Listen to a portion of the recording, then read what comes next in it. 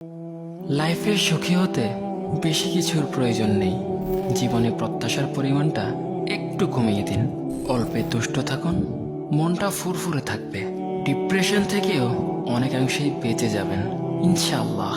দেখবেন লোভ, লালসা আর কিছুই আপনাকে স্পর্শ করবে না। জাস্ট একটিবার ভাবুন, আমাদের বেঁচে থাকার কি গ্যারান্টি আছে? হুট করেই জীবনের রং বদলে যায়, গন্তব্য ভিন্ন হয়ে যায়। তাহলে কেন আমরা জীবন নিয়ে এত এত স্বপ্ন দেখি? মৃত্যু তো মুহূর্তের মধ্যেই আমাদের সকল স্বপ্নকে চূর্ণ বিচূর্ণ করে দেয়। জানেন, মুহাম্মদ সাল্লাল্লাহু আলাইহি ওয়াসাল্লামের একটি কথা মনকে রিফ্রেশ করে। তার সেই কথাটা যে ভাববে, সে নিজেকে হালকা মনে করবে। তিনি বলেছেন, পৃথিবীতে এমন কোনো দুঃখ কষ্ট নেই যা মৃত্যুর স্মরণ দ্বারা দূর করা যায় না।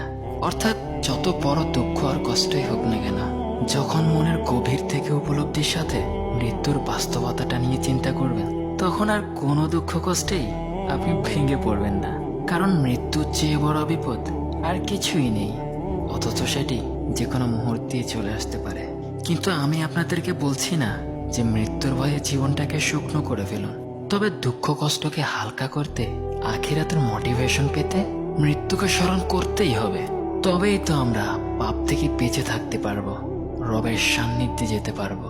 এক কথায় অসাধারণ একটি জীবন গঠন করতে পারবো ইনশাআল্লাহ। আল্লাহ আমাদের সকলকে তৌফিক দান করুক, আমিন। ওকে, আল্লাহ হাফেজ।